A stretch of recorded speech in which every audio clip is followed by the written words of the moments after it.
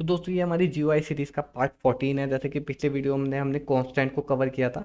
तो हालांकि कांस्टेंट मैं आपको पढ़ा चुका हूँ हाल और पर ये मेरी कॉपी में कुछ नोट से लिखे हुए कांस्टेंट का टॉपिक है, तो हम जल्दी से इसको भी कवर कर लेते हैं। तो constant provide a way to use words to describe a value that does not change. तो मैंने आपको बताया था कांस्टेंट कुछ ऐसा एक ऐसा वेरिएबल होता है। कांस्टेंट भी एक वेरिएबल ही है एक तरीके से, जिसमें हम किसी भी ऐसी वैल्यू को डाल सकते हैं जो during the program execution change नहीं होती। हम कुछ भी फिक्स अपनी वैल्यू कांस्टेंट में डाल सकते हैं। The visual basic constant blue, red, yellow and so on. तो हम ब्लू, रेड, येलो इस तरीके के कांस्टेंट भी ले सकते हैं। These constant are build into visual basics. ये विजुअल बेसिक में ही बने हुए हैं। We don't need to define them anywhere. और ये हमें डिफाइन करने की ज़रूरत नहीं होती है।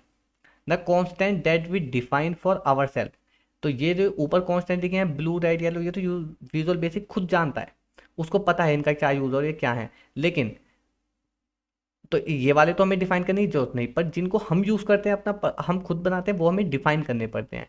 The constant that we define for our self are called named constant. और जिन कॉन्स्टेंट को हम खुद से डिफाइन करते हैं उनका यूज़ करने के लिए उनको नेम्ड कॉन्स्टेंट कहते हैं।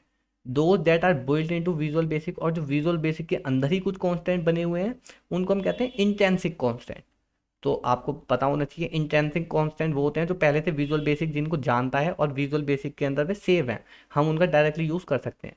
लेकिन जिन कांस्टेंट को हम डिक्लेयर करते हैं जैसे पाई, जिसकी वैल्यू हम 3.14 देते हैं, तो वो हमारा नेम्ड कांस्टेंट में आता है। तो नेम्ड कांस्टेंट के बारे में थोड़ा सा जानेंगे। We declare named constant using the keyword const. हम नेम्ड कांस्टेंट को डिक्लेयर करते हैं कॉन्स्ट का यूज़ करके। We give the constant a name. उस कांस्टेंट को एक नेम देते हैं, एक डाटा टाइप देते हैं, एक data type and a value, और हम उसमें कुछ वैल्यू असाइन करते हैं उस कांस्टेंट की क्या वैल्यू होगी। Once a value is declared as a constant, its value can not be change. अगर एक कांस्टेंट में कोई वैल्यू दे दी गई है, हमने कोई भी वैल्यू किसी कांस्टेंट में डाल दी है, तो हम उसे during the execution of the project, तो हम उसे चेंज नहीं कर सकते प्रोग्राम के एग्जीक्यूशन के दौरान। तो मैंने आपको पहले ही बताया था, अगर एक कांस्टेंट है तो उसकी वैल्यू चेंज नहीं होती है। जो उसे डिक्लेयर करते हैं वही उसकी वैल्यू चलेगी। The data type that we declare and the data type of the value must match. जो भी हम उसकी डाटा टाइप डिक्लेयर करते हैं और जो उसके अंदर वैल्यू होती है वो उसके डाटा टाइप से मैच करनी चाहिए। For example, if we declare an integer constant, अगर हमने एक इंटीजर कॉन्स्टेंट डिक्लेयर करा है, we must given it an integer value.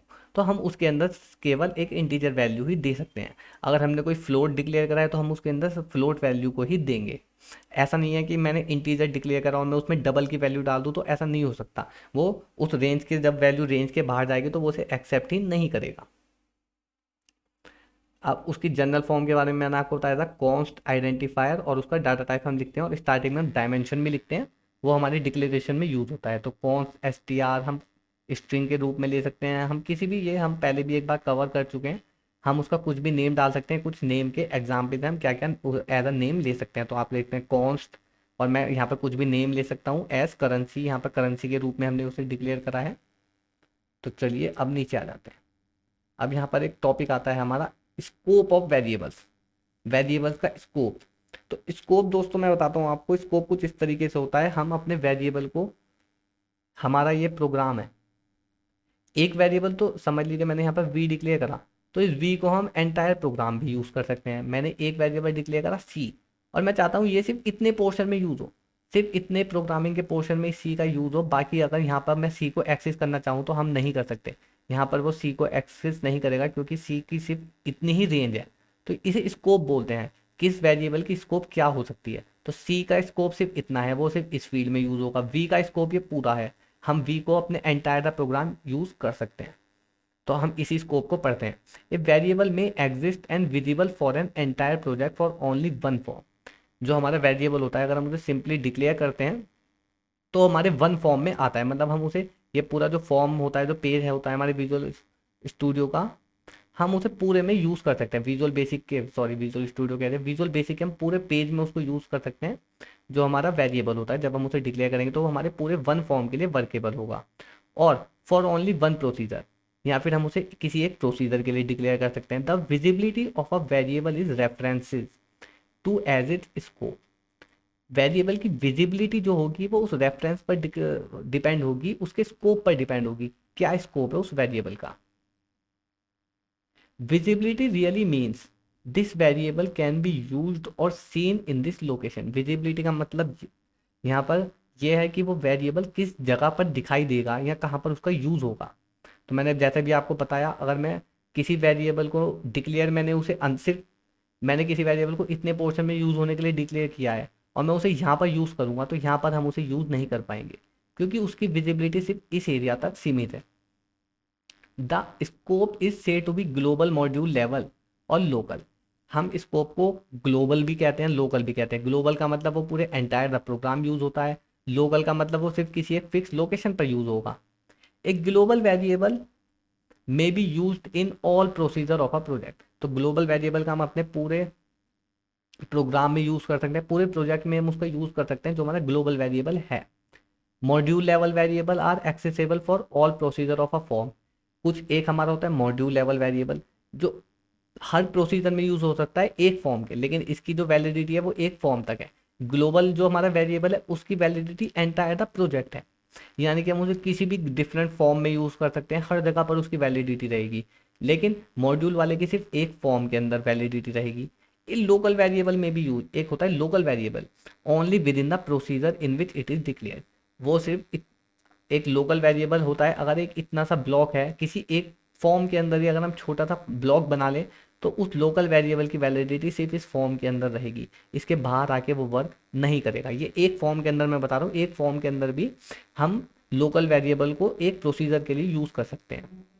तो अभी हम इसे डिटेल में समझेंगे, अभी हम प्रोग्रामिंग के मदद से थोड़ा सा इसे समझेंगे। Variable life time. वेरिएबल की कुछ एक लाइफ टाइम होती है, लाइफ लाइन होती है, कहाँ तक हम उसको यूज कर सकते हैं। When we create a variable we must be aware of its lifetime. जब हम एक वेरिएबल को बनाते हैं तो हमें उसे लाइफ टाइम के बारे में उसका पता होना चाहिए, कितनी लाइफ उस वेरिएबल की है। The life time of a variable in the period of time that the variable exist. इसका मतलब ये है एक वेरिएबल कब तक कितने टाइम के लिए एग्जिस्ट करेगा। एक वेरिएबल को डिक्लेयर करते हुए हमें इस बात का ध्यान रखना होता है कि वो वेरिएबल कितने समय के लिए एग्जिस्ट करेगा। The life time of local variable is normally one execution of a procedure. एक लोकल वेरिएबल जो होता है हमारा, उसकी लाइफ टाइम होती है वन एग्जीक्यूशन तक, एक एग्जीक्यूशन तक वो हमारा वर्क करता है एक लोकल वेरिएबल। तो वन एग्जीक्यूशन से आप ये ना समझें कि हम अपने प्रोग्राम को एक बार चला के सेव करें हम दोबारा नहीं चला सकते, हम उसे कितनी भी बार चला सकते हैं। कहने का मतलब ये है जब वो एक वेरिएबल एक बार एग्जीक्यूट हो गया, उसी प्रोग्राम ने हमने आगे उस वेरिएबल का दोबारा से कहीं पर यूज़ कर लिया तो हम उसका वहाँ पर यूज़ नहीं कर पाएंगे दोबारा। जब वो वेरिएबल एग्जीक्यूशन के लिए आएगा प्रोग्राम में, वहाँ पर वो हमें एरर देगा। तो यही उसकी लाइफ टाइम में है, उसकी लाइफ टाइम एक बार एग्जीक्यूशन की थी। तो the life time of a module level variable is the entire time the form is loaded. जो मॉड्यूल लेवल होता है हमारा, मैंने आपको बताया था ग्लोबल लेवल, मॉड्यूल लेवल और लोकल लेवल। तो मॉड्यूल लेवल वेरिएबल जो होता है उसकी लाइफ टाइम फॉर्म तक होती है, एंटायर द फॉर्म, यानी कि एक एंड जब तक वो पूरा फॉर्म हमारा चल रहा है, जब तक हम फॉर्म नहीं बदलते, जब तक वो वेरिएबल हमारा एग्जिस्ट रहेगा और वर्क करता रहेगा। The life time of global variable is generally the life time of entire project. और जो हमारा ग्लोबल वेरिएबल होता है उसकी लाइफ टाइम होती है हमारी पूरी एंटायर प्रोजेक्ट। जितनी बार पूरा प्रोजेक्ट जो हमारा पूरा कंप्लीट, उसमें जितने भी फॉर्म्स हैं सब कुछ है, हम ग्लोबल वेरिएबल को उस पूरे फॉर्म में कितनी भी बार एग्जीक्यूट करा सकते हैं एंटायर द प्रोजेक्ट, हमें कोई भी एरर देखने को नहीं मिलेगी। इसे भी हम आगे डिटेल में भी समझेंगे, प्रोजेक्ट से ही ऐसी चीज़ें समझ में आएंगी।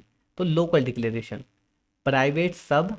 तो हम देख सकते हैं लोकल का डिक्लेरेशन कैसे होता है। तो कुछ इस तरीके से हम लोकल को यहाँ पर डिक्लेयर करते हैं।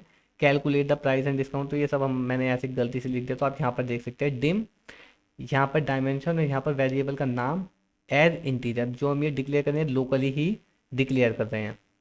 तो आप सिंपली देख सकते हैं ये जो हमारे डिक्लेरेशन हो रहा है लोकली डिक्लेरेशन हो रहा है। आप देख सकते हैं डिम, यहाँ पर वेरिएबल या रेट एज करेंसी। अभी तक जो हम डिक्लेयर कर रहे थे, अभी तक जो हमने प्रोग्राम में किया वो हमने लोकल डिक्लेरेशन किया, अभी तक हमने ग्लोबल लेवल और मॉड्यूल लेवल का यूज़ नहीं किया है।